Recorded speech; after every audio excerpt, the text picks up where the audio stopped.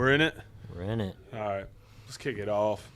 Welcome to another episode of Happy Power, featuring myself and the legend, Su Tran. Su.Tren. How was your Christmas?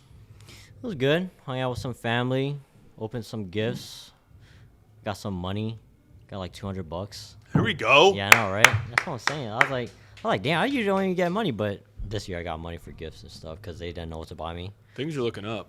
Yeah, I know. Yeah, everything's looking up financially, everything. You could Big buy 26. 1/15 of your next camera with that. Yeah, I could. I don't know what camera I would want next. Probably like a Canon R3 or something. You probably don't even know anything about that. No, people want to know, though. Yeah, Canon R3, maybe. Yeah, but you're a Sony boy right now. Yeah, I'm a Sony guy, but just something about the R3. It's just different. Is that the newest? It's not the newest. It's just like one. I think it has like a new sensor or some shit. Like it's like one of its kind. Mm-hmm. So that's what makes it so unique, and it's just a fucking. It's like a beast. Yeah. Yeah, you can't go wrong with that. That's like the ultimate all-around camera, in my opinion. Have you always had Sony?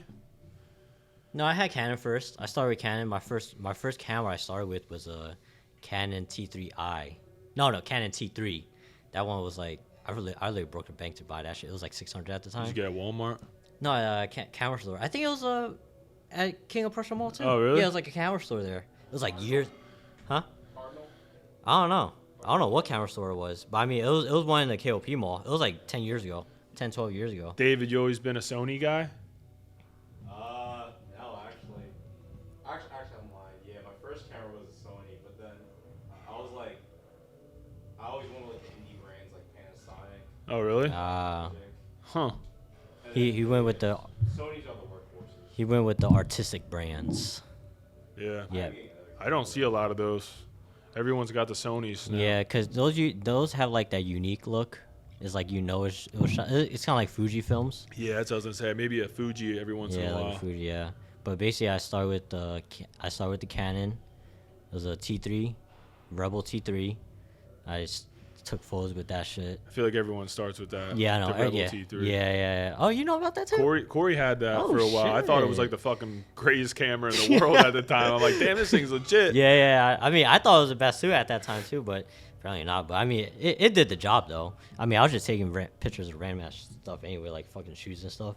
It was the most random stuff. And then after that, I had like another Canon. It was like a M3 or something. It was like a very small one. No, it wasn't M50. It was like a Canon EOS M3 or something. It was some small point and shoot thing. And then that's when I hopped into the Sony world. Yeah. Yeah, it was a Sony A6300 with the Sigma 30mm lens. Damn. Yep, that was like that starter kit. Yeah. Like once you knew you was at that level, that's like that starter kit right there. See, I did the starter kit of I'm gonna be a YouTuber back in like 2016 maybe. Yeah. Our boy Austin told me if I wanted to be the real deal, I had to get a G7.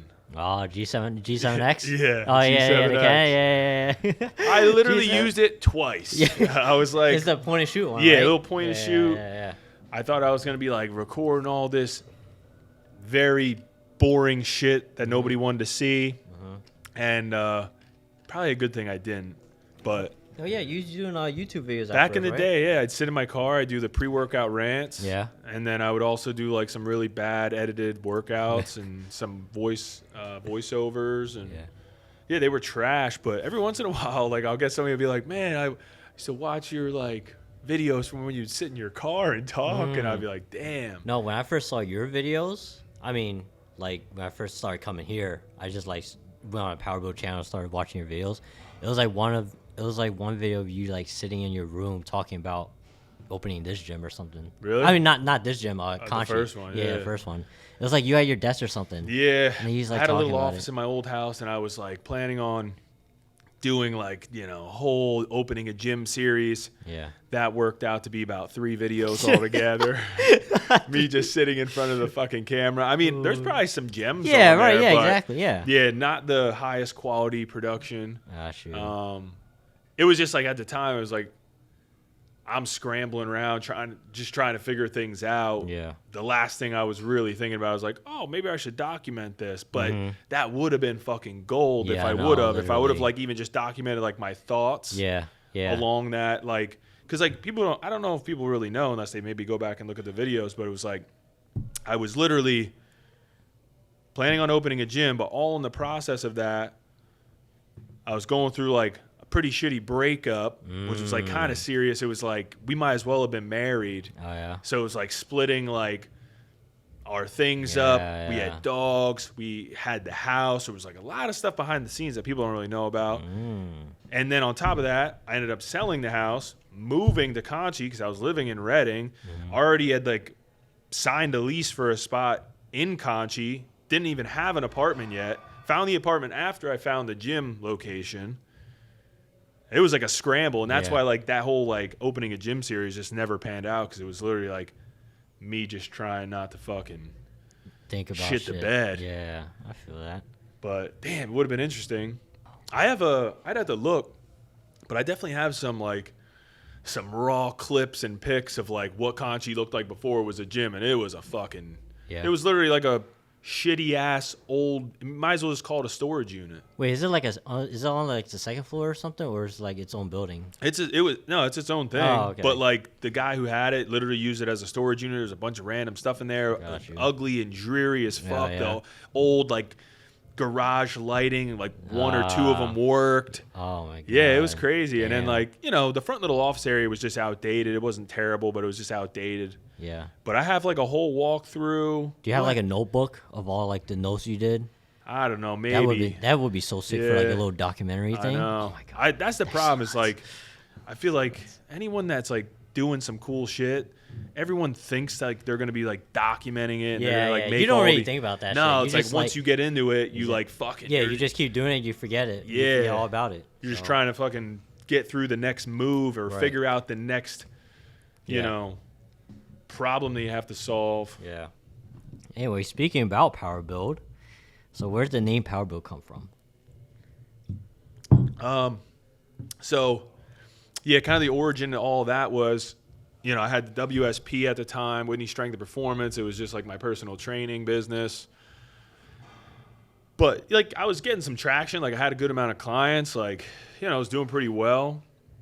Had a little bit of a reputation. So I was like, you know what? Like, just like fucking everyone nowadays wanted to have a brand. I was like, you know what? Need to turn this into a brand. Because like I would make some WSP shirts, and you'll still see some of my clients, they rock them, and I'll make like comp tees still. But I had like some crew necks, I had hoodies. Oh yeah. But it's like I was like, you know what? Like there was some random gym members that would just be like, let's support Collin and fucking buy some of this shit. Yeah.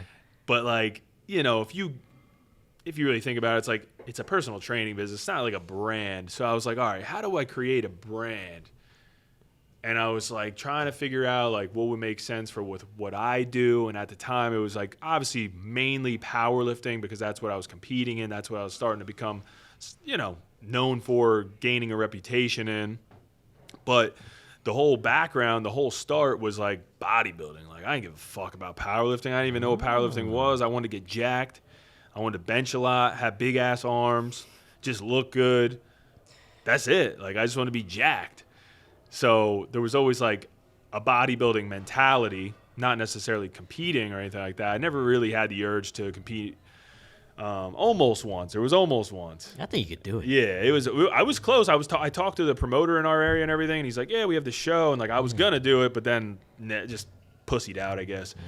But still, loved the style of training. Then got into powerlifting, but always kind of maintained not a similar style. I just made like a hybrid style that I, would coin power building. Not that I came up with the term or anything, but like that's the style I like to train. So I was like, you know what? Like at the time, now there's like a lot of brands that kind of like throw the term around, but I feel like at the time I was probably like maybe one of the first people to kind of like really like use that word power put building. The stamp on it as like more of a brand. Yeah.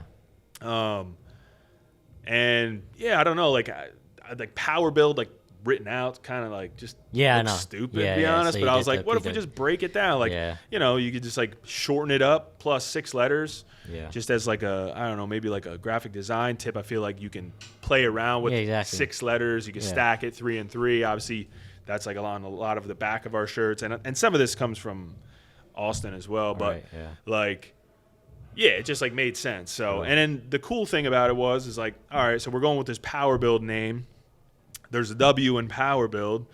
So we took the W from the Whitney Strength and Performance logo and slapped it into the Power Build logo. So it kind of, you know, was like a transition period of like Whitney Strength and Performance, the training business, turning more so into the Power Build brand and something that I could kind of market to more people than just people I was working with one-on-one. So from a branding perspective and like a growth perspective, it was like, I don't know, it was the next move for me, I guess. Because like at the time, like personal training, like couldn't handle anymore. Like one person, you can only deal with so many people or work with so many people. So it was kind of the next step. And yeah, that's, I don't know, just made sense. Is like, did you get like copyright or anything? Yeah, it's trademarked now. Trademarked. Yeah, because like I knew at the time too, like that it is like, you know, it was starting to be around that time when like power building was starting to pop off, and it was like people that were like, you know, doing these power building workouts. Yeah.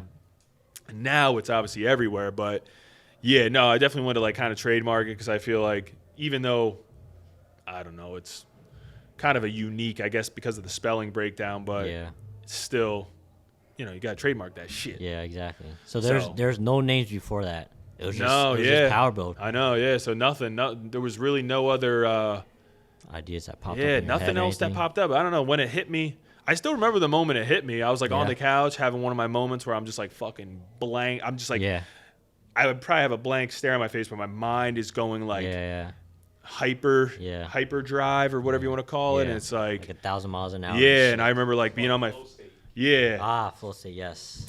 Yeah, it's crazy, but I have those moments all the time. It's like, I don't know if it's like a gift or think about your crazy ass ideas during like I feel like a lot of the times my best ideas, they come like maybe when I finally like slow down at the end of the night or the shower.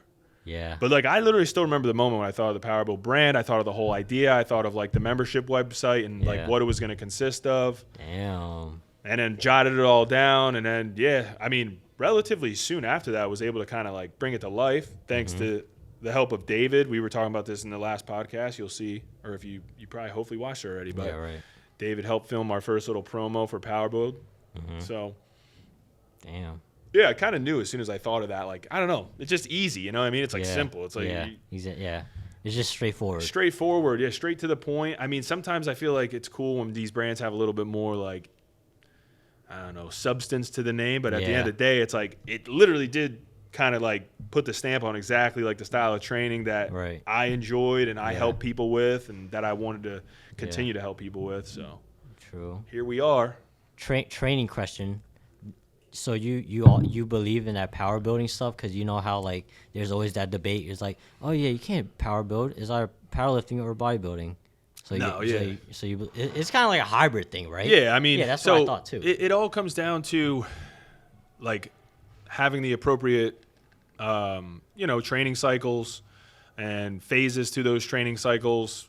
You got to think about what's the main goal at hand, or what's going to be the focus of this training cycle compared to another training cycle. Like at the end of the day, like you can go full bodybuilding even as a power lifter. If you just got done a meet and you're not competing for another year.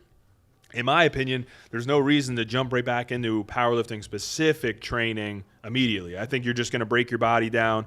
You might be able to do it for a couple of years, but like somebody who's been doing it over a decade, I can tell you right now, like if I just kept fucking being super specific with the big 3 competition lifts, low bar squat, conventional deadlift, benching all the fucking time, my body would break down. It already has breakdown, and I've been fucking taking breaks, and I've been like kind of doing like, different styles of training throughout, and it's inevitable. Like the human body is only going to be able to withstand so much, and that's like with like having a pretty good idea of programming. It's not like I'm like intentionally running myself into the ground. It's just overuse is a thing. Anyone who's in powerlifting is going to experience that. Even if you are on a good program with a good coach who knows what they're doing, it's like it's inevitable. You're going to have to know when to auto-regulate. That's why I'm like so big on that. Like learning how to adjust on the fly. Just because the program says something one day doesn't mean you have to fucking stick to it to a T. That's just going to get you in trouble. Again, I'm always thinking long-term longevity. So if you're not willing to adjust, you're honestly just kind of going to become detrimental to yourself. So True. Highlight that. Yeah, highlight that. And let's take a shot. All right, yeah. What do you want to do? You want to go Tullamore Dew? You didn't like that the other day, huh? Oh, I never tried that one. This is rum. Oh yeah, it's not even open yet. I'll just drink that. Or do you want the red breast? I'll take that. It's a red breast. Red breast is good. Is that whiskey? Yeah, Oh, Irish. You have to be specific with that. A little different. Bourbon, you got a little different flavor. Irish whiskey, a little different. Fuck, I guess I gotta finish that. Fucking there you go. God. Chase it with some soda water. All right, cheers. Cheers. I don't know. Yeah. I'm gonna just sip on that. But getting back into whether or not the power building thing is real or not, if you look, and it's the proof is like right in front of us.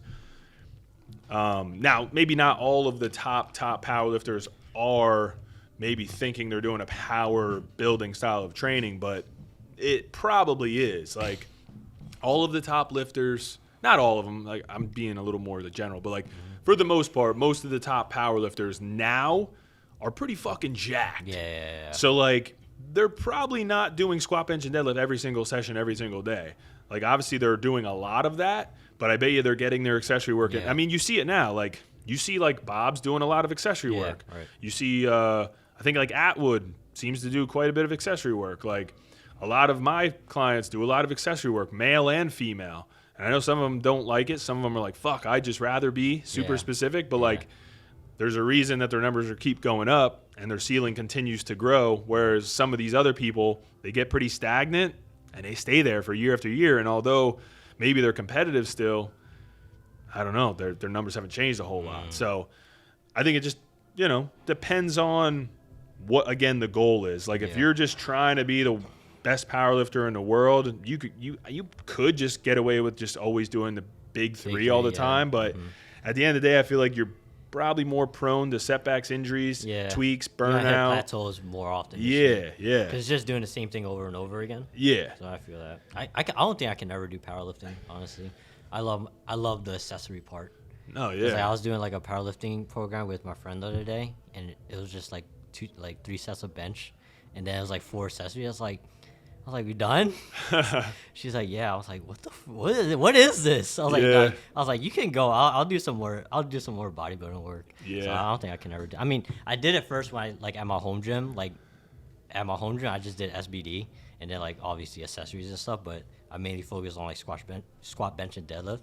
So like that was like I guess foundation. Yeah, that was a foundation. Yeah. And I guess like I just outgrew that, or like I just got bored of it, and I just wanted to do like bodybuilding stuff because I never really like went.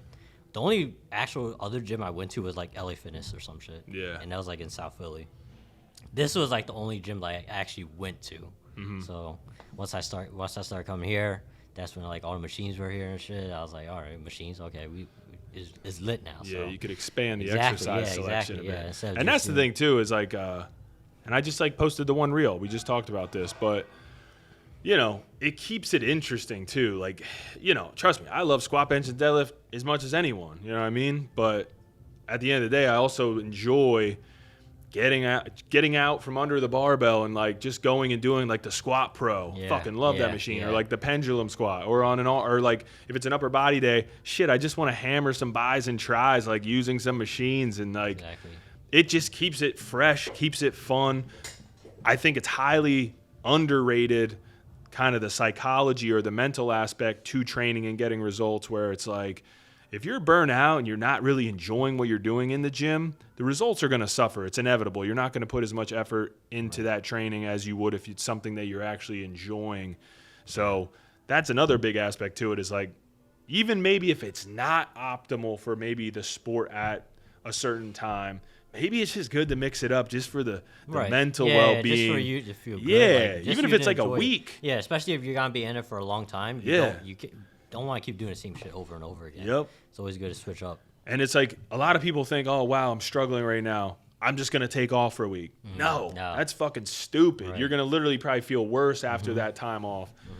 Just switch up the training. Go into the gym, do some different shit. Do some tricep pushdowns or something. Yeah, try out some machines that you haven't had the chance to do because the program doesn't have it on there. Exactly. Like, enjoy it, have a little fun, mix it up. I guarantee you after that week, you'll be ready and you'll kind of be like chomping at the bit to now get back to those primaries and push it again. Yeah. So then you got to take Mesomorph.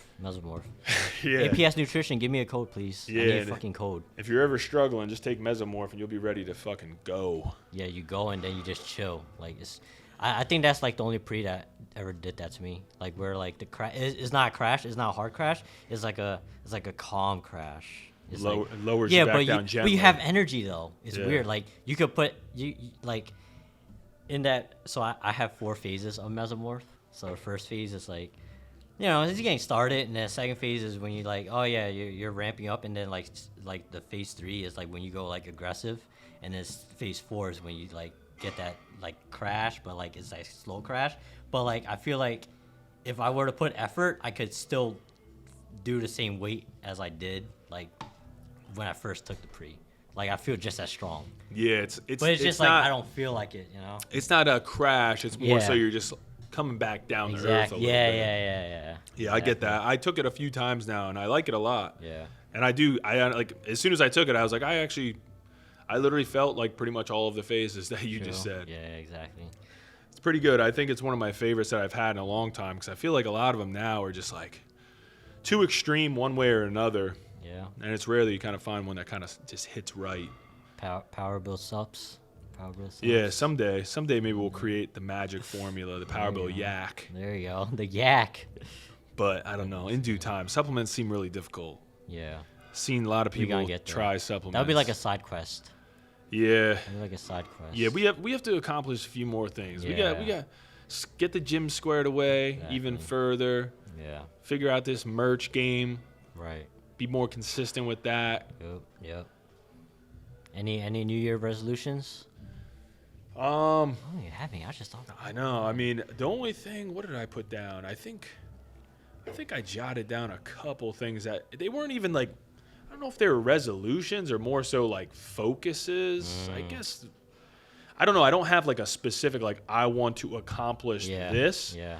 They're more so like be more consistent with content. Like just do more content. Volume. Feel that? Volume. Yeah, volume. So I was telling you today, I was like, I just want to be putting out volume. Pumping out shit all day. It's not necessarily like due to that volume, I want to be here with like a following of any kind. I feel like that'll just all come organically. Yeah, eventually. Yeah, organically and eventually. Yeah, it's more so the action. You was just listening to your boy, some guy. He was just more so talking about like focus on the actions. Yeah. And then essentially fuck the outcomes. Yeah. Don't think about the outcomes. Just do it. Yeah. If you do the actions, you just follow, the outcomes are going to happen inevitably. Yeah. What else did I have? I don't think I had any.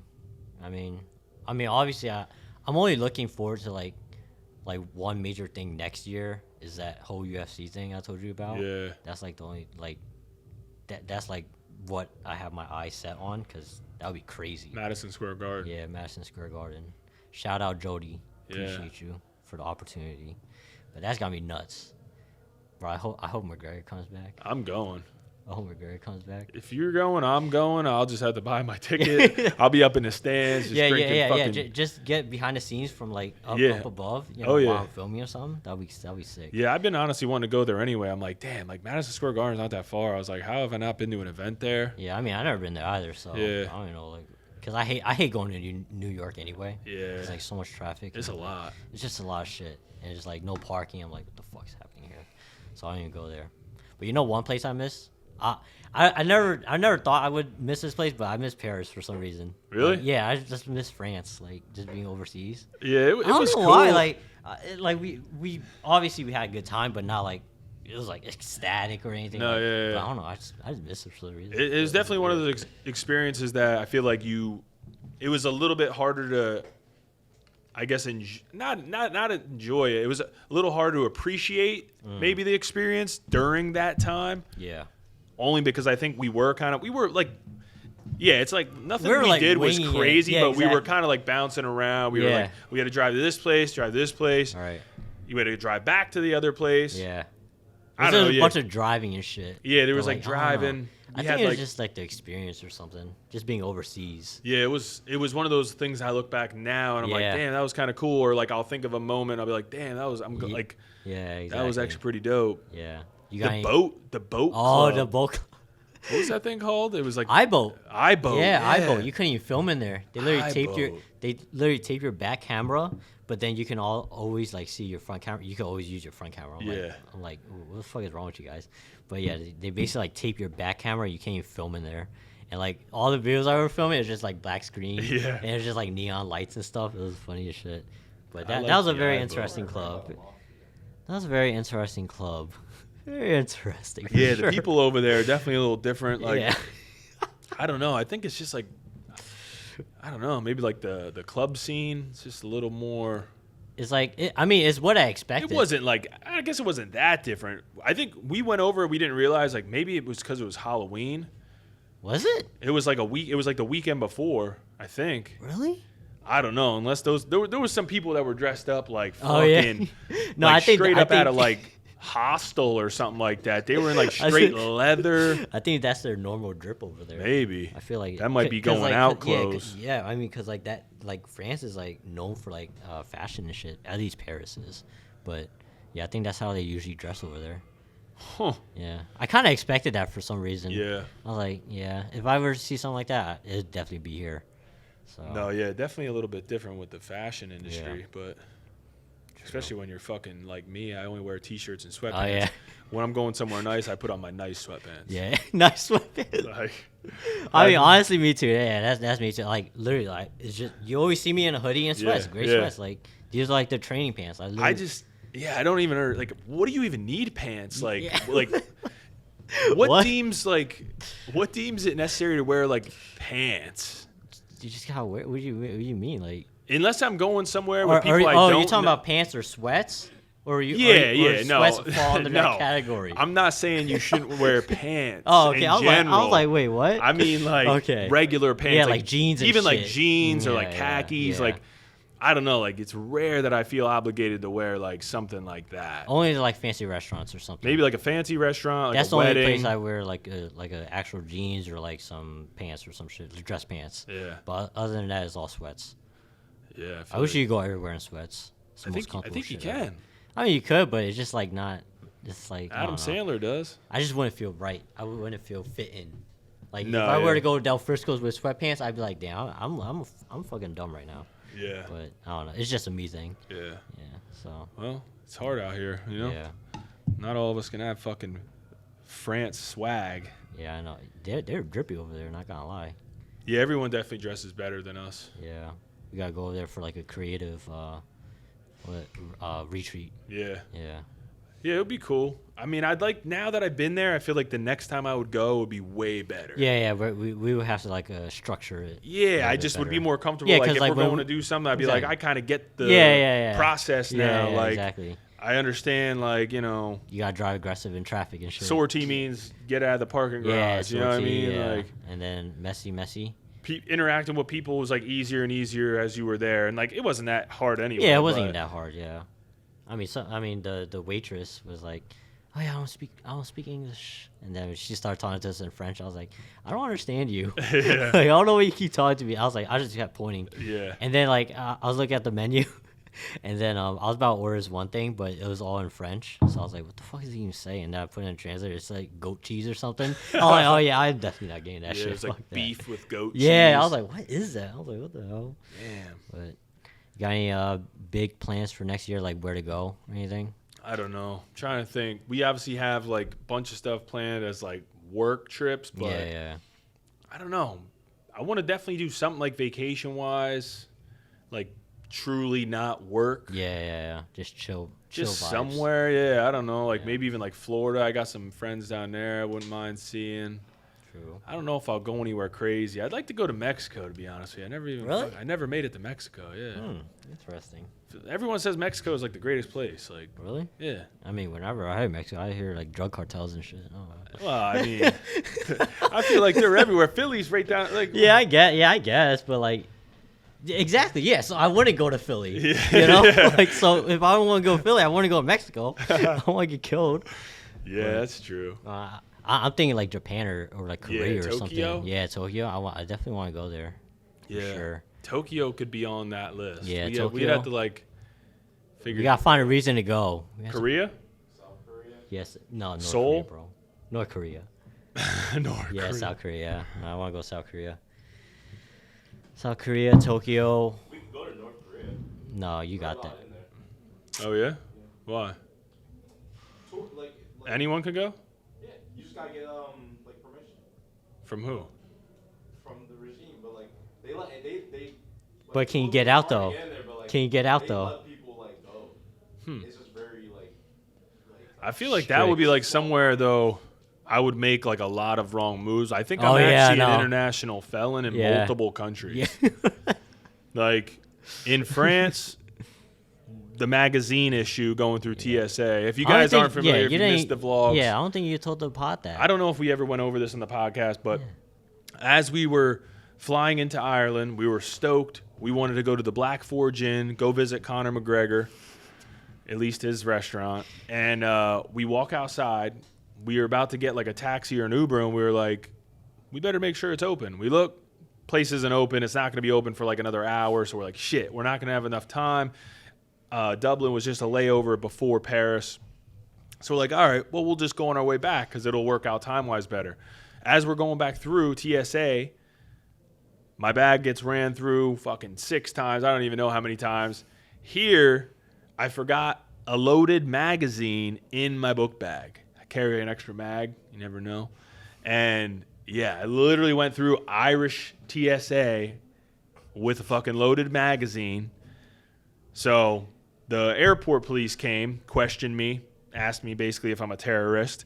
Then they had to call their police out there is just like they call them the national police. So they called the national police out, which sounds way more official than you would think. Yeah. They come out, they question me. So all in all, it just ended up being like an hour delay and a little bit nervous, a little bit of nerves. But we ended up going through. Shout out to the Irish police. Dope as fuck. You got to do the accent. Oh, man. do their accent. I know. What was the one thing that he's saying?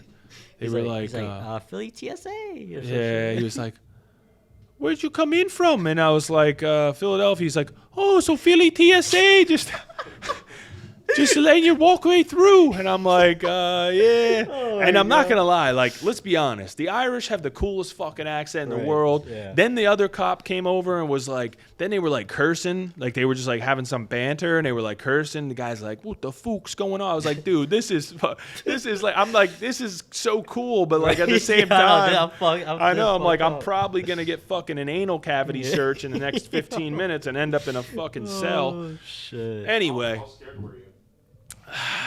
Or were you even scared? I wasn't that scared. I was like, I was just thinking like, he's keeping his cool. I was like pretty chill. Yeah. But I was inside thinking like, man, like they definitely don't fuck with guns over here. I'm thinking like even in Philly, if they would have caught me, I'm feeling like there's gonna be some issues. Yeah.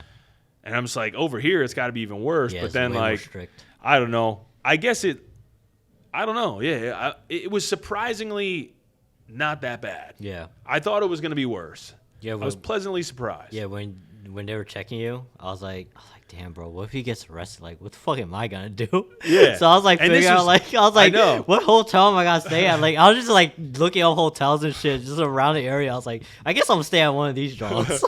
I know, it was on the way there too. So I'm like, Jesus, I just like dropped like, I don't know how much money just to even get there. And I'm like, I'm not even going to get there. I'm like, this is going to be so bad. Yeah. But, and then, so literally, I think I have like some type of fine from France too. I just got something in the mail. Again?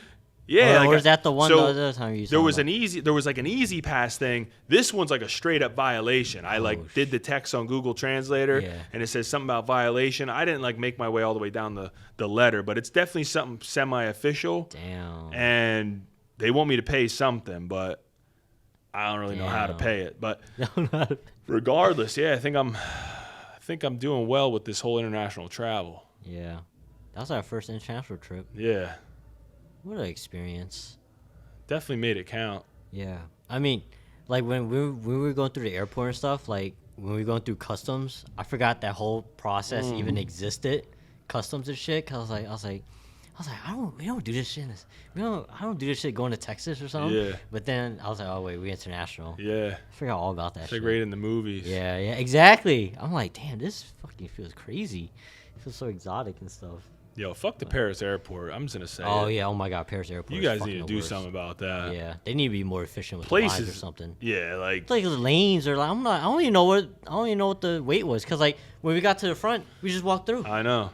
We just literally just walked through. I was like, why don't people just walk through? I don't get this. They need some better systems. It was hot as fuck in there. It was about 1,000 too many people. It was just. I think it's the one of the worst airports or something. Yeah, we looked it up. It's like top 10. Yeah. Paris airport, you're literally like the worst airport in the world. So literally like top 10 worst airports. You need to figure that out. But that was a good time. You got anything coming up 2023 travel wise other than work? No. I mean, the international trips we were just talking about, but I kind of want to go Utah. Dude. Yeah. I want to go stargazing. I want to go Utah Zion National sick. Park. Yeah, I know. My cousin lives there, but like they move around a lot, so like I never got a chance to go there. But that's definitely one of the places I want to go, because I don't know. I like going like those canyons and mountains and shit. Yeah. I'm like that type where like. You outdoorsy? Yeah, I'm outdoorsy. I don't really fuck with the beach like that. Damn. I like the nature part of stuff. So like Utah's the spot then. Yeah. Utah is incredible. Yeah, literally probably the best state overall that I've ever been to, just as far as like well-rounded. Yeah. Just like when you go out there, literally as soon as you come off the plane, you're like, wow, this is fucking beautiful. Yeah. Mountains are sick. It's like hot? Big, it's not. Well, that's the thing is like, because it's dry, you can literally have an 85-degree day, like say it's summer, and it's perfect. Literally perfect. Like clear blue skies, 85, warm, but like not like hot. Like, when it's like 85 here, it's just like gross. Yeah. Not like that at all. Ooh. I mean, you have like, just, I don't know, like everything's just kind of like newer, better. They got like newer restaurants. Like everything's almost like newer out there, because we're used to like Philly. So Philly's like this is like where the forefathers established our fucking freedom or whatever. Yeah. And then you go out there and it's like they corrected all the bullshit we fucked up here. So like highways are better, easier, bigger. I don't know. There's just. Have you been to Zion National Park? No, I haven't been there. I haven't really got a chance to like see some of that stuff. Like, never been to Snowbird, even though that's not that far from like where Ken's is at. Cool. But I'd like to go out there like wintertime. That would be. Do you do any of that? Do you like board or like ski? No. Oh damn. Nah, I never tried any of that. Yeah. My whole family goes, but I never went. I don't know. I just don't want to fucking die. Yeah, you get banged up the first time, dude. Yeah, my cousin broke his collarbone and shit. Oh, I was like, I don't know. I'm not trying to up like that, bro. Yeah, it's tough. Yeah. You might have to go inner tubing. I don't even know what that is. You just get in a big tube and just slide down the. Oh, really? Mountain. Yeah. I don't know. I feel like you can still die like that. You like fly off a fucking cliff. It's fucking it's crazy. True. But boarding is like, dude, I just don't go enough to like get good enough. So like I'm guaranteeing myself about 3 to 4 good falls every time. And it's like, yeah. Then you get the hang of it. Yeah, I mean, you like honestly, if you were to like just dedicate a day to the mountain, you would pretty much. You would feel semi-comfortable maybe by the end of the day, and then the next time you would go, you'd be like, wow, way better. Yeah, it takes like 3 times probably, but the first time you honestly might as well wear like padded underwear, because your ass is gonna get beat up. It's like you're just gonna take spills. It's inevitable. Getting off the ski lift, everyone always fucking tumbles. Yeah, like how the fuck is it like all the way in the fucking air? So in order to get on the ski lift, you have to have 1 foot out of the board, 1 foot one foot on the board, Okay. which is already kind of awkward. You're Yeah, like I know, fucking yeah, kicking with yeah. one leg, trying to get up. Sitting on the lift is a Yeah. little easier, but then Okay. you have to get off the lift. So like you got to kind of like get the board down, step on the one side that is, but your foot's not latched in, Yeah. and then like ride down. What the hell? Wait, so okay, all right. This might be dumb question, but like, so what's it Lift? called? Yeah, the lift. Yeah. So it goes close to the ground, right? Yep, yeah. Oh, then So you get just off. sit Oh, down. I thought you're like on the lift and you gotta jump off or something. Oh no! Well, so once you Like, get wait, what the fuck? the lifts, like kind of like they go up and then they Yeah. come back Yeah, okay, around that and then makes they go on the sense. flat. So then Okay, you stand in front of the seat and then you just Yeah, plop your ass down on it. But gotcha. then when you go up, Yeah. once you get to the top, Yeah. you got to get off the fucking lift because that Yeah. motherfucker's gonna go back down. Yeah. So you got to just kind of like ride off. Got you, You okay. ride off onto like more of the top part of the mountain, but it's still like you got to like get your foot on. There's usually like Yeah. 2 or 3 or 4 of you on the fucking lift. Yeah. You know, it's just like True. I'm the one that I suck, so like I end up fucking like eating shit, and all the other people at the top waiting to go down the mountain are like, look at this fucking dickhead, you know. Damn. But it's all fun. Damn. It's all fun. Yeah, definitely Utah. I don't know anywhere else I would go.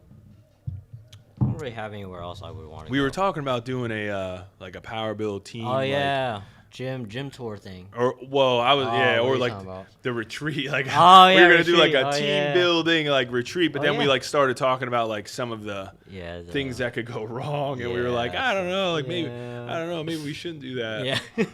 It could be fun. I mean, It would be fun. yeah, I We think got it's like I don't know. Would we do like the athletes or like the staff? yeah, that's the problem too. Right, Is like yeah. at this Even point, either or would be bad Yeah. anyway, you know. So like, 'cause, what's crazy is like Power Build now we have like 13 employees. yeah. That's fucking crazy. Somebody brought that up the other day. I was like, what the fuck happened? Damn.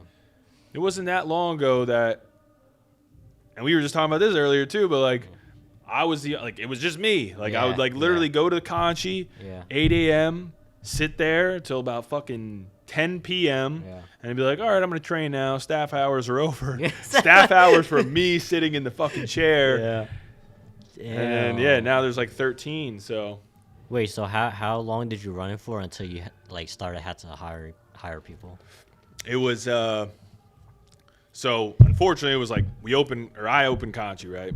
6 months later, COVID hit, shit hit the fan, and I pushed it as long as I could. Yeah. Eventually closed for I think it was like a month and a half ish, Damn. and then reopened. And then when I reopened, shit popped off. Yeah. Still just me, Yeah.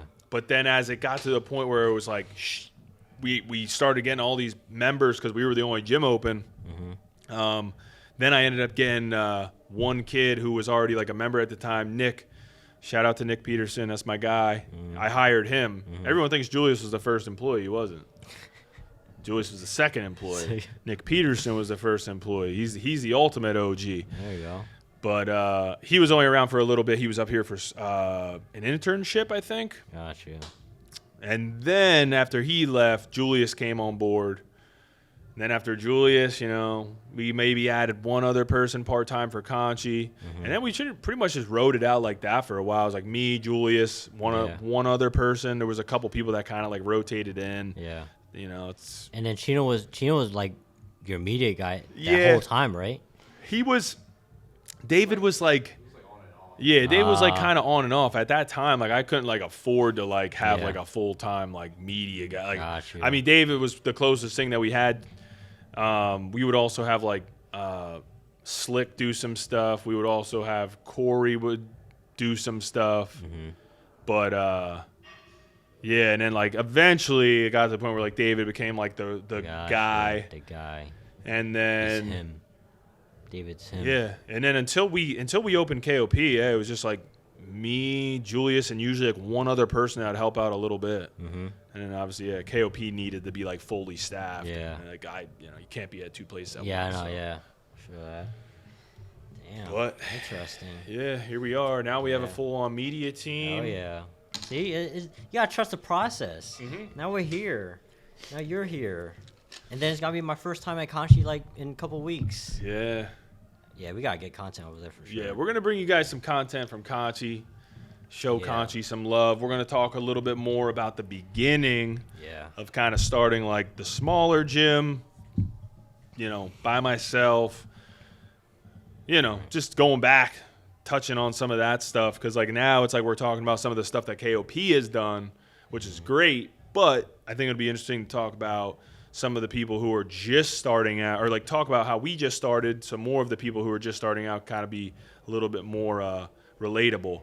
Because most of the people that I get that like reach out are like interested in starting a gym. They're probably on the track of starting something similar to Conchi. So that would be good to like have that relate to them. Instead of like just filming here all the time, we're like, damn, I gotta start with that.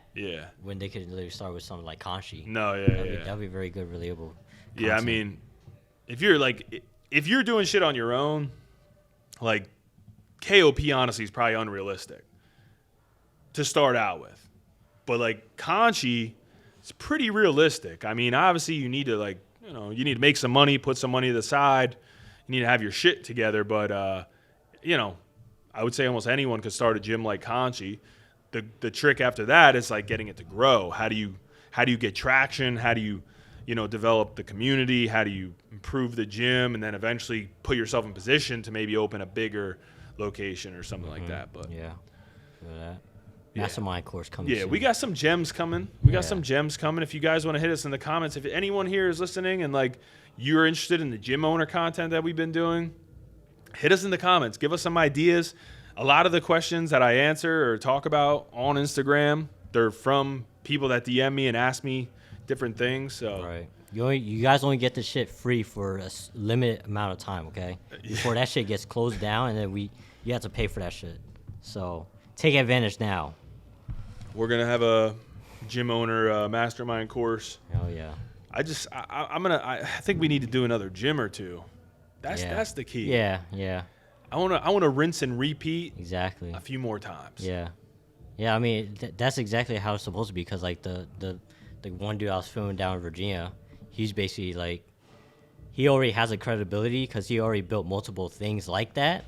Where it made multiple figures. Every year. So he has that credibility. The more credibility you have, obviously, the more people like you have like to join, to follow you, to listen to you and stuff. So. That's the key. That's the key. I think that's where like some people lose that. You know what I mean? Like everyone, it seems like wants to be a guru of some kind. They take step one and then they're like, oh yeah, I'm a fucking they god. like kind of like jump the gun. Exactly, they try and jump 10 steps ahead when it's like maybe you should just focus on doing shit first. Like keep doing shit. That way, then you could kind of tell your story on how you did it. Exactly. Instead of just doing one step and then jumping right to that. Like literally, like that's. We probably had this podcast before we had the podcast because earlier I was like, it literally still doesn't feel like I've done shit. So like sometimes when I'm giving out like the gym owner stuff, it's like I don't know, like I feel like I want to like build up more the PWRBLD gym brand and name more before like truly being able to be like, hey guys, follow this, you know, process. You know what I mean? It's like you feel like you're not the shit. Yeah. Like, I just like I haven't done that much. Like I've had a little bit of success, and I feel like why the gym owner, you know, reels and content have come about is because I honestly do get more questions about that than anything else. So I think it is good, and obviously like the feedback's been good, but I don't know. It's like I feel like everyone has to focus a little bit more on doing shit. And then the content and the information can come out way more organically, and you'll have better lessons to teach anyway, better stories to tell. Exactly. But then again, you could always like compare you to obviously way back then. Like you obviously built all that. So it's definitely good for like the early stages of content. But if you want to keep going, you gotta do more, and then obviously more content will come. Intermission. My bad. Good. But how many times do you get asked what camera you use a day? A lot. I don't know why, but like I always get those DMs, but then like I literally have like the first story highlight is a frequently asked question, and it's always in there. No one ever cares to check that. Damn. It's literally it's the first slide too. It's like what camera I use. And do you just send them that? No, I don't. I mean, sometimes I send them that, but then sometimes I just ignore it. I'm like, they'll figure it out. Cause like I mean I get so many DMs asking about that. I mean obviously I try not to ignore everyone. Like I don't like do it like on purpose. Okay, honestly I do it on purpose because I get tired of that. Can't question. answer everyone. Yeah, exactly. Yeah, I can't please everyone. But yeah, I get a lot of DMs like that, and then just like a bunch of other DMs and stuff. Like some here and there, I'll help a couple people. Like first starting out, like I look at their page, I see them putting in effort. I'm like, all right, let me give this kid some fucking keys and shit. Yeah. Like I only do that if I look at your page and I see like effort that you're trying. Yeah, if I see effort, like if I see you hungry about that, then I'm gonna help you out. Yeah. But like if I look at your page and it's like fucking gym selfies, like just like random ass stuff on an iPhone, group pictures and stuff, like it's just like not content pertaining to like photography or what. I'm not gonna answer you. Honestly, you're probably doing them a service in that regard because like yeah, they're probably like, yo, damn, this guy's not answering me. I guess I'm not really doing.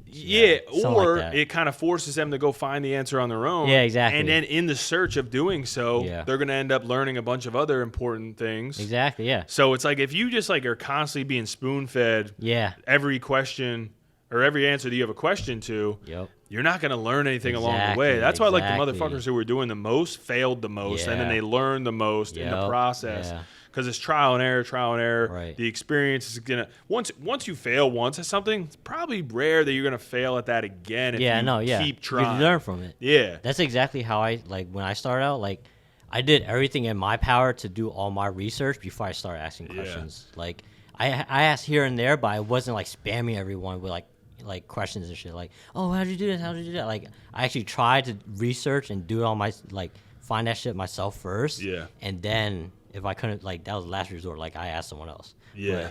But yeah, I feel like if people love being spoon-fed nowadays, like, they just want to know, like, shortcuts. How'd you do this? They just want shortcuts and shit. I'm like, just learn and enjoy the process. Like, you don't want to, like, fucking take step 1, then go to step 10. Like, there's no point of doing that because you're not even enjoying the journey. Yeah. Nothing's, like, worse. Like, and we see this here a lot at PWRBLD.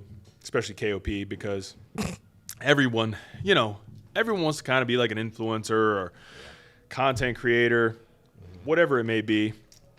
And like, I'll hear them talking, like, I'll be at the front desk. I'll hear them like talking up at the lounge area, and they're like, yeah, like, I don't know, I just don't know how to get to 20K followers. I'm like, you're worried about the wrong shit. Literally.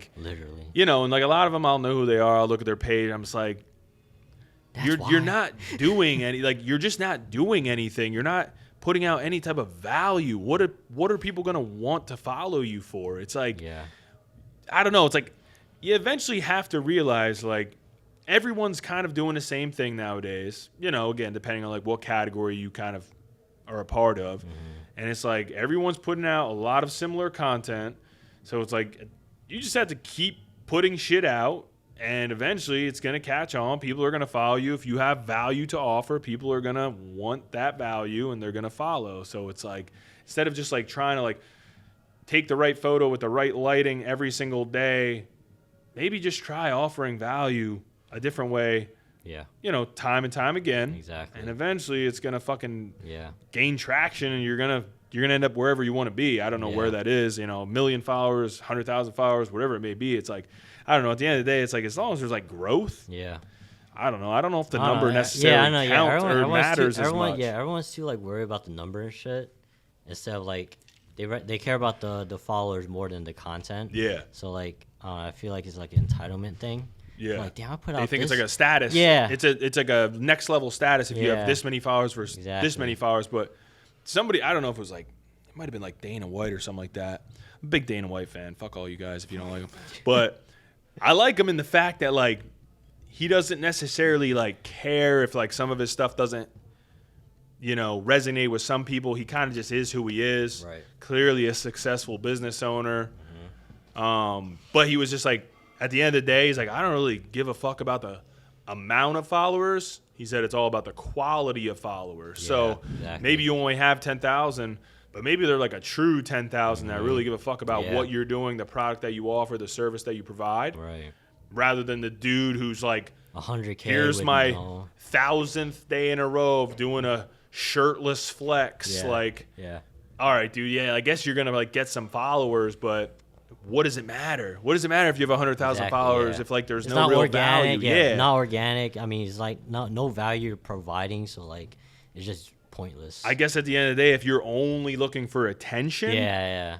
I guess I it's guess, cool. yeah. I don't know, but like People have different priorities in yeah, life. I mean, that's just not ours. yeah, at the end of the day, it's just more so about providing the most value Right. to a very specific group of people. So Yeah. You literally provide value first, and then like literally the rest will come. yeah. Literally, that's all it is. And I feel like at the end of the day too, it's not that we're bashing you motherfuckers that do the shirtless selfies. I think a lot of times it's just like they're misguided. Yeah. So a lot of them maybe just don't realize. They're just like, ah, shit, this person's doing the shirtless selfie thing every single day, and they're gaining followers. So like they kind of replicate that, and they probably see some success. Yeah. But at the end of the day, it's like, why are you doing that? Exactly. What's the goal? What are you trying to accomplish? Yeah. I mean, They'll realize it sooner or later. That's with everything.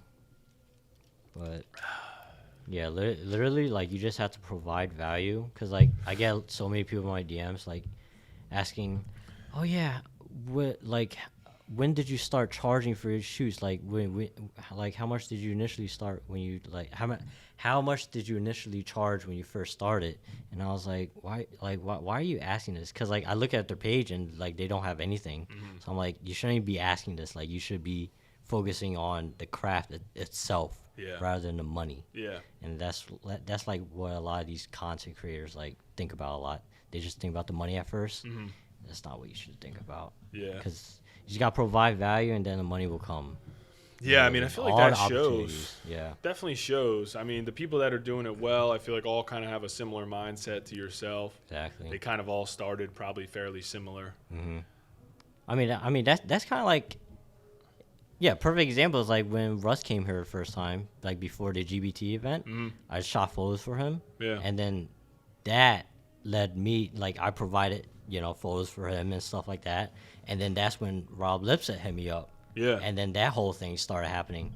And then that's how like my name in Texas got out. Like it like is spread around there. So it's literally so crazy. Just perfect example. Yeah, exactly. No, that's literally a perfect example. Literally, if you kind of provide value, eventually it's going to come back to you. Right. That's why it's like so important. If you have an opportunity, even if it's like shit, might just be something you're doing for free, or like maybe you just kind of jump in the mix and like provide some content for somebody at your gym that is doing some things, and you can impress them, and then boom, an opportunity presents itself. Exactly. That's why it's like, the whole getting lucky thing. Yeah. No, it's not getting lucky. Yeah, I know, right? It's just like you're just like working hard enough time and time again that the opportunities are inevitable. Like I made this for myself. Yeah. Like I created this opportunity for myself. Yeah, so and it's like it's not lucky. It's if you do it enough, like you're bound to fall into some pretty cool opportunities. Right, like like I love it's always cool like kind of hearing like your stories and like some of the people that you've gotten the chance to work with now. Yeah. And it's just like it's just so crazy. Yeah, it's amazing how it's snowballed, right? Like and it's like out of control at this point. Yeah, literally like whenever I look at it, I'm like, damn, that's like I did this all in like a year, even under a year actually. Yeah. I literally did all that under a year, which was like, whenever I look back, I was like, damn, that's wild. Literally, like some of the biggest names in fitness, like shot for like David Lade, Guzman, Max Schumann. I was like, what the fuck is wild? It's just crazy. It's crazy to think about. Yeah, you motherfuckers better stop trying to get Su to come to Houston. I'm tired of this shit. Staying in Philly boys. Damn. Yeah, I mean, I was contemplating of going there though. Yeah. But I didn't. I know. Yeah, that's when I stayed here. I probably cried a little bit. I was like, Su, don't leave. Su, you gotta stay. No, I remember the car ride in Vegas. It was Nationals. Yeah. It was you and BK in the car. Yeah. And we was driving home, and then you was asking me about like me going back to software engineering and stuff. Yeah. And then BK was like, CT, don't cry now. Yeah. And then he's like, yeah, I'm not crying. I just feel sad. I was dying. I was like, yo. I'm like, don't worry, CT, I'll still be around, man. That's the thing, though. It's like, I was still supportive. Yeah. You know what I mean? Like, whatever you wanted to do, I was like, I was cool with. But obviously, like, I just, at that time, too, it was like, I just knew, like, the potential of what we could do. Right. So it's like, damn, like. Yeah. Obviously, like if you go back full time doing something different, it's like you're gonna have to dedicate a lot of time to that. Yeah, so exactly. It was just, I was definitely a little sad, but sorry, we here now. Yeah, we're here. That was like the beginning of my quarter life crisis. That was the beginning. Yeah, that was the very beginning. Because I was like, I don't know what to do. So, good times. What was so? Just to give people some insight, I don't know if we talked about it a lot, like any of your other pods that we were on, but so you already worked software engineering after school, right? Yeah. And then you started doing, photography, videography on the side. And how long did you work how long did you have your regular job before? So I started that in February of 2021. Yeah, 2021, and then I quit December 2021. So you were like doing the real so 9 to 5 for like a year. I was doing that for about a year, and then when I started that video stuff, that was in June of 2021.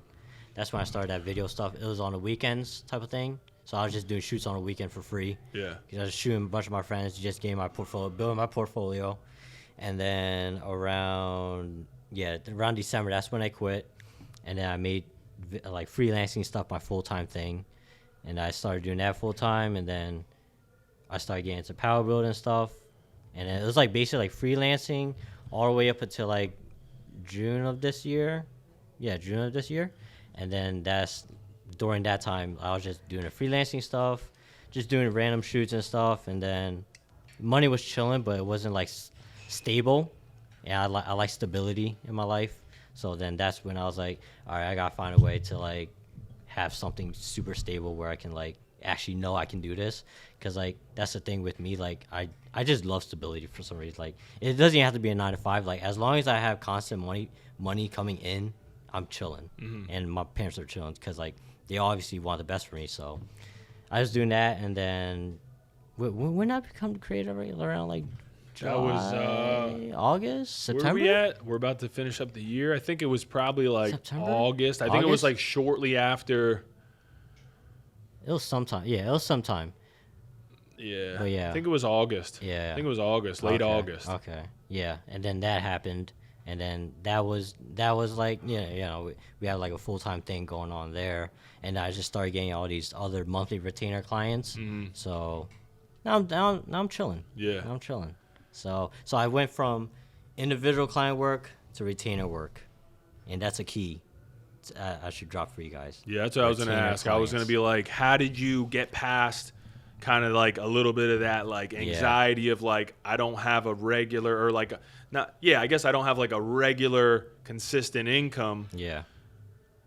How did you get past the thought of like, well, 1 month could be crazy, 1 month maybe isn't as good. Yeah. Should I go back to a 9 to 5 or shouldn't I? Like, was it getting with like more like a client that's like, hey, we're going to be using you week to week, month to month, or? Yeah. So basically, like when I was going through that phase where I'm like, damn, like inconsistency with money and stuff, because like some months were high, some months were low, and then I was like, I got to figure out a way where I can like keep it stable.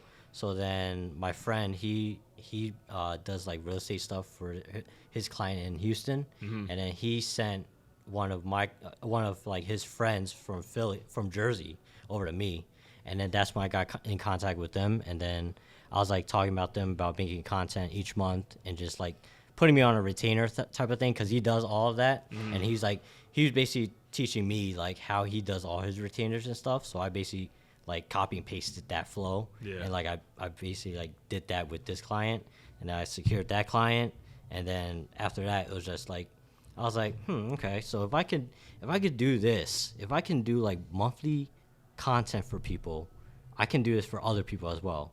So then I just like put that mindset to other people. So now I'm doing like, I don't do individual shoots anymore unless they're like close friends or whatever.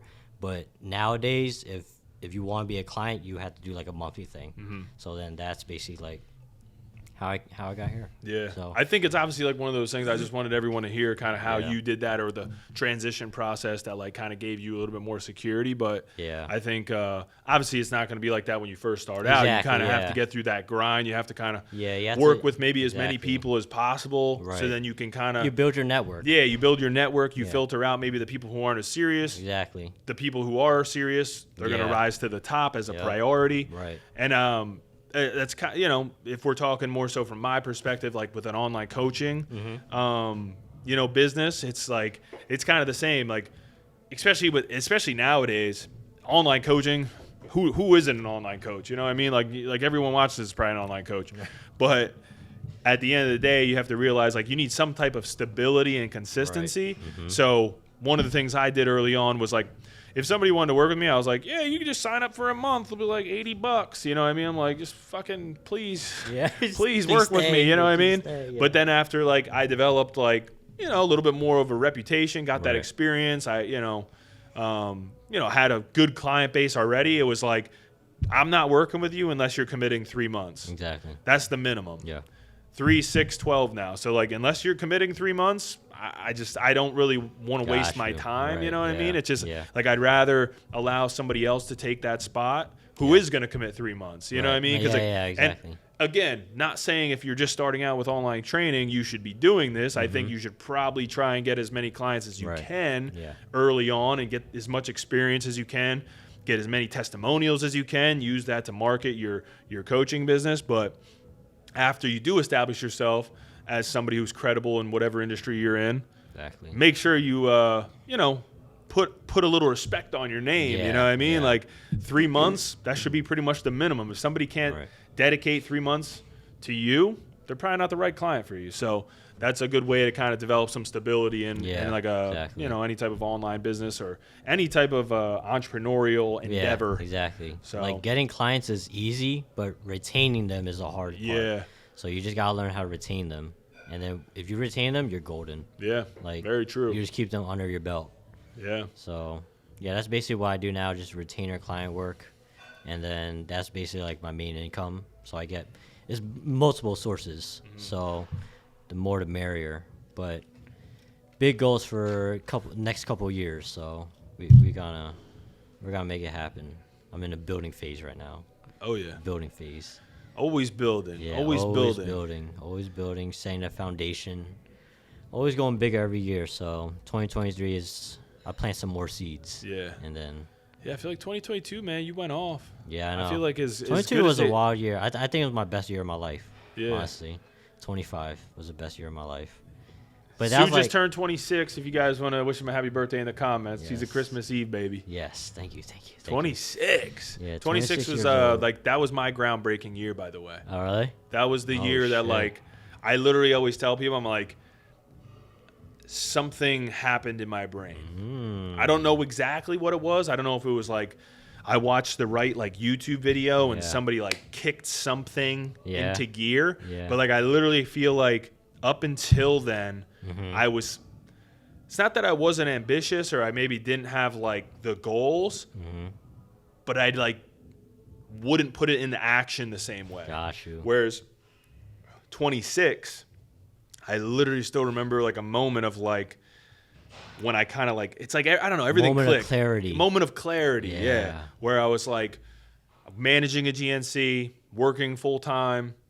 I was in the Air Force Reserves. I was in school full time. I was fucking playing rugby. I was like doing all this shit, and I'm just like, I need to like fucking zero it in onto like what I really want to do. So I ended up like quitting school. Shortly after my time in the military was over, ended up realizing that GNC wasn't it, but it was good for the time being because I was able to kind of like do that. It was in like the field, so I was able to build a coaching business on the side. Yeah. And then once I was like, just like, fuck it, I got to commit to this coaching thing. I think I have like an ability here that I can offer something of value to people. Yeah. Once I just like literally just put all the chips into the table and I was like, I'm going to bet on me. Yeah. Double down on me. That's when shit happened. Damn. That's when shit happened. Yep. That's when like my back was against the wall. Yeah. And there was literally no other option than to have success or win. Otherwise, I don't know, would have been back down to square zero or ground zero, I guess. But that's like 25 to me. That's like my That's like when I turned 25. So like when you were talking about you're 25, I was like, man, it kind of sounds like a similar experience to me when I was like 26. Yeah. And I always like think to myself, I'm like, damn, like. I feel like I had like such a late start because now I'll have conversations with like people like you, David, you know. I feel like I'm late. I feel like you're always gonna think that way though. Yeah. It's like it doesn't even matter. Like you could be like 18, you'd be like, "Fuck, I'm late." You know, some other dude started at 16, but it's like, you know, you're still well ahead of if you were 30 and fucking it clicked. True. You know what I mean? So like that's why I kind of remind myself. I'm like, it all happened when it was supposed to happen. I just clearly wasn't ready to maybe make the right moves earlier on, or maybe I needed that experience years like 18 through 26 to like prepare me for 26 through now. I don't.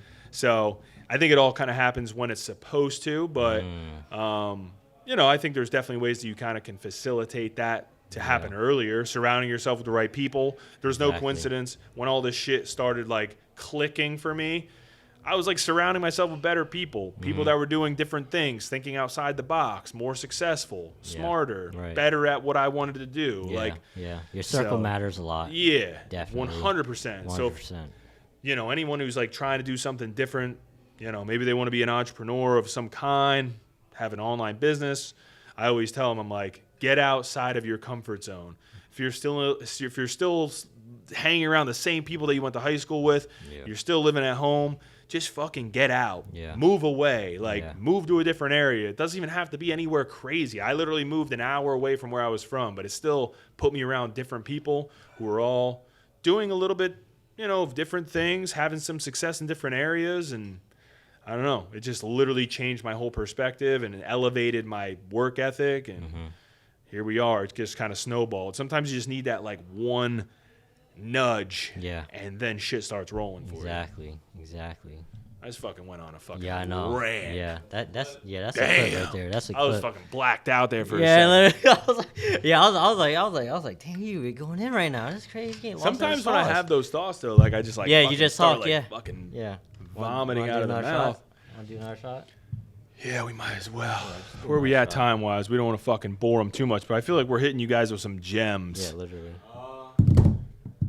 Like hour 7. Damn. Really? Yeah, all right, don't one worry. last one. Yeah, we'll do one last one. Yeah. I don't know how we end this one, but we appreciate you guys tuning in. Been getting some good feedback on HappyPWR, David. People reaching out saying they actually enjoy the podcast. I'm like, oh, fuck, you watch? And they're like, yeah. I'm like, that's sick. Oh, yeah. So don't worry, guys. We're going to get more guests on here. We're going to get more creators on here. We're going to get more entrepreneurs on here. Yeah. We're going to get more of H-Hino on here. Just no alcohol because you got to turn red as shit. Then you got to set the white balance and stuff like that. So we're not going to do that.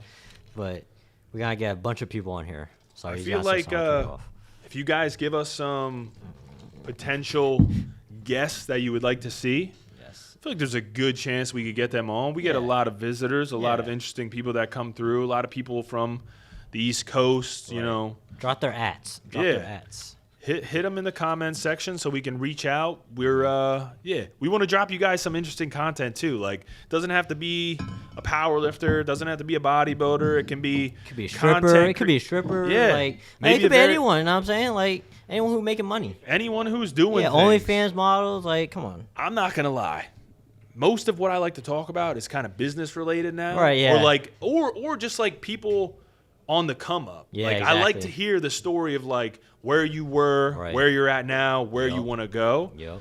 Because I feel like nowadays too, like that's what everyone's into. Everyone wants to be an entrepreneur. Everyone wants to be an online coach. Everyone wants to be a content creator. Exactly. So, you know, I feel like HappyPWR, we can kind of bring you guys a whole different perspective than just powerlifting or just bodybuilding. So, yeah, hit us in the comments if somebody that you like that you think, you know, would be a good guest. Let us know.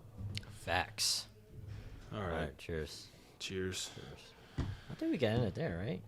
Yeah. End it with the I shot. think that's it. Yeah, end it with the shot. Thank you guys for watching and tuning in. Leave us a comment, subscribe, ring the notifications bell. Like, share, subscribe, you know, all that good stuff. YouTube content. That's right. We're out. Yep. Bye. Bye.